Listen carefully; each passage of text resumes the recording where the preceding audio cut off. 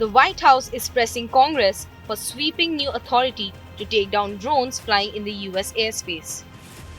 The proposal would give federal agencies, including the Department of Homeland Security and the Department of Justice, power to detect, track, jam, and even destroy drones that pose a threat near critical infrastructure, correctional facilities, and large public gatherings. Officials say this move comes as America prepares for a massive security challenge, the 2026 FIFA World Cup.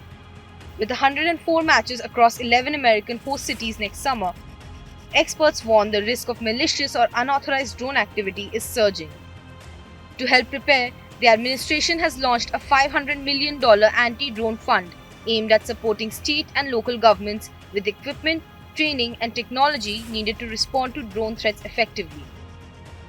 Andrew Giuliani, director of the White House's FIFA World Cup task force, says local authorities need tools to detect and disable unauthorized drones. But the proposal is stirring debate in Washington. Some lawmakers are concerned about the broad scope of powers being requested. Critics argue that the bill could give federal and local authorities excessive control over civilian airspace, potentially affecting hobby drone operators, journalists, and commercial drone businesses. Civil liberties groups have raised alarms about the risk of misuse or overreach, warning that such powers could be deployed without sufficient oversight or clear limits. They caution that ordinary Americans' privacy and freedoms could be at stake if sweeping takedown authority becomes normalized. Supporters say the legislation is necessary for public safety.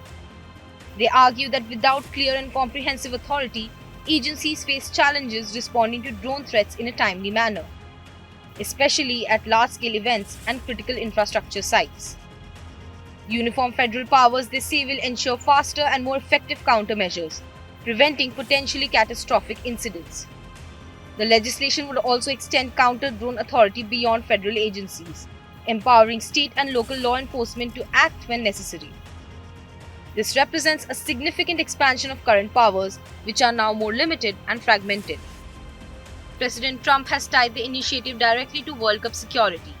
Speaking in the Oval Office last month, he declared the tournament will be very secure and warned he might move matches from cities that don't cooperate with the federal government. The answer is yes. If somebody is doing a bad job, and if I feel there's unsafe conditions, I would call Johnny, the head of FIFA, who's phenomenal, and I would say, let's move it to another location. And he would do that. He wouldn't love to do it, but he'd do it. Very easily he'd do it. And this is the right time to do it. The debate now moves to Congress, where lawmakers will weigh the balance between security and civil liberties. Questions remain about what safeguards will be included, such as transparency measures, limits on scope, and accountability mechanisms.